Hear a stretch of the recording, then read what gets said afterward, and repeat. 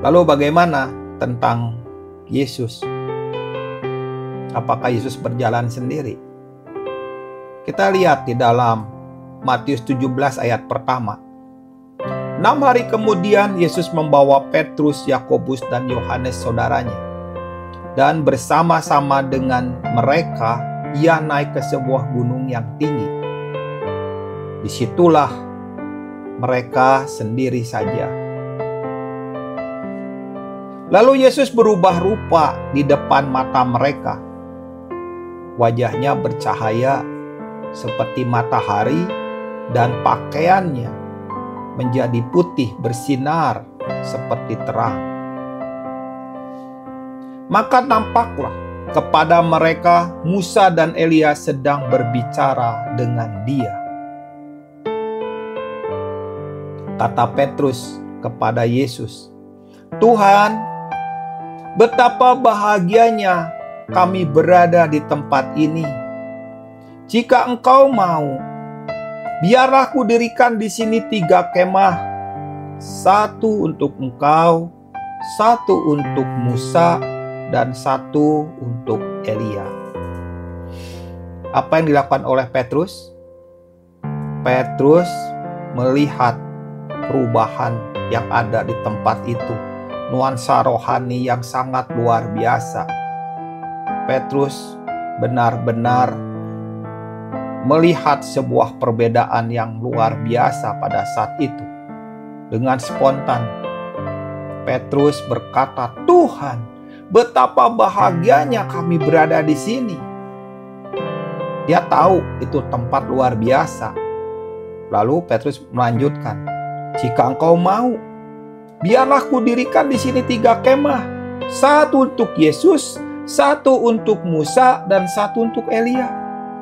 Mereka sendiri nggak memikirkan kemah untuk mereka. Mereka hanya memikirkan untuk Yesus, Musa, dan Elia. Apa sebenarnya yang dilakukan oleh Petrus ini? Petrus sedang membuat yang namanya kegerakan rohani menjadi satu monumen. Itu yang dilakukan oleh Petrus. Kalau kegerakan rohani itu ada sesuatu yang berjalan sesuai dengan agenda Tuhan, sesuai dengan kehendak Tuhan, Petrus ingin membuat tempat di mana dia mengalami suasana rohani yang luar biasa. Petrus ingin membakukannya. Petrus ingin membekukan juga peristiwa itu menjadi sebuah monumen. Dia nggak berpikir bahwa Yesus nggak di situ. Kesalahan terbesar di tempat ini adalah Petrus berusaha menjadikan gunung kemuliaan di mana Yesus bertemu dengan Musa dan bertemu dengan Elia menjadi tujuan akhir. Itu maunya Petrus. Tidak ada Yerusalem, tidak ada kayu salib, tidak ada kematian tergantung di kayu salib, dan tidak ada penebus. Tidak perlu, cukup di tempat itu kemuliaan yang sangat luar biasa. Itu kehendaknya Petrus. Kalau baca Matius 16, Matius 16 itu menuliskan bagaimana Petrus menjadi batu sandungan.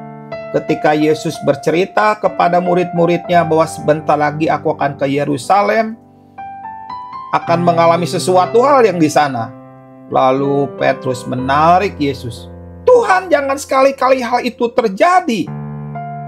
Lalu apa kata Yesus kepada Petrus? "Enyalah engkau, hai iblis, karena kamu menjadi batu sandungan bagiku."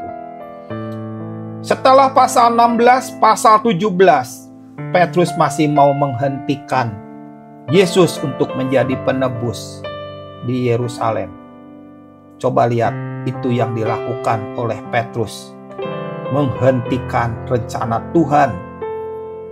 Kematian yang mengerikan, penderitaan yang begitu mengerikan, dihentikan dengan gunung kemuliaan. Tapi apakah Yesus mau? Apa yang terjadi ayat 5? Tiba-tiba sedang ia berkata-kata, turunlah awan yang terang menaungi mereka. Dan dari dalam awan itu terdengar suara yang berkata, "Inilah anakku yang kukasihi, kepadanyalah aku berkenan. Dengarkanlah dia." Apa yang sedang dikatakan oleh Tuhan? Ini dalam awan terdengar suara. Suara ini adalah suara Bapa Surgawi yang berkata, "Inilah anakku yang kukasihi, kepadanyalah aku berkenan. Dengarkan dia." Tujuannya bukan di gunung kemuliaan. Tujuannya bukan berbincang-bincang dengan Musa dan Elia. Tujuannya kayu salib. Itu yang ditegaskan oleh Bapa Surgawi. Dan Yesus melanjutkan perjalanannya, tidak mau dihentikan.